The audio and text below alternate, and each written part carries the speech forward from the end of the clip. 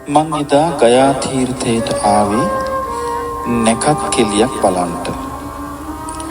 ඇත්තින්ම මං ඇවිත් තිබුණේ නියම තැනට.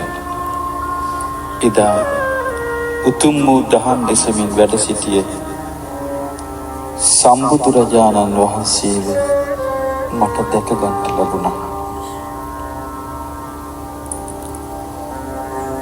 උන්වහන්සේට තියෙනවා මහා ප්‍රඥා ලෝකයක්.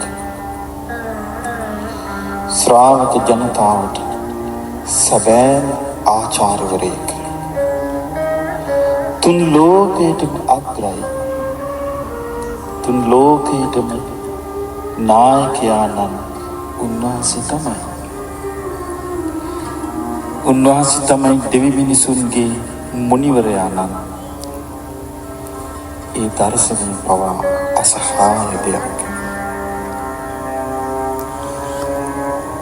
උන්වහන්සේ මහා හස්ති රාජයෙක් වගේ මහා වීරියකින් යුක්තයි. මහා තේජසකින් යුක්තයි. කෙලෙස් රහිතයි.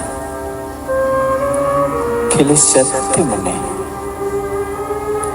කිසිම ආකාරයකින් බියක් නැති මාගේ ශාස්ත්‍රූන් වහන්සේව මට එදා දැක බලා ගන්නට ලැබුණා.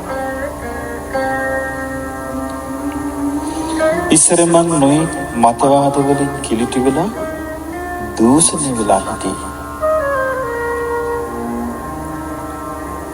නමුත් දැන් මේ සේනකව ඒ සියලු කෙලෙස් ගැටවලින් නිදහස් කරලා දැම්මේ භාග්‍යවතුන් වහන්සේ විසින්මයි.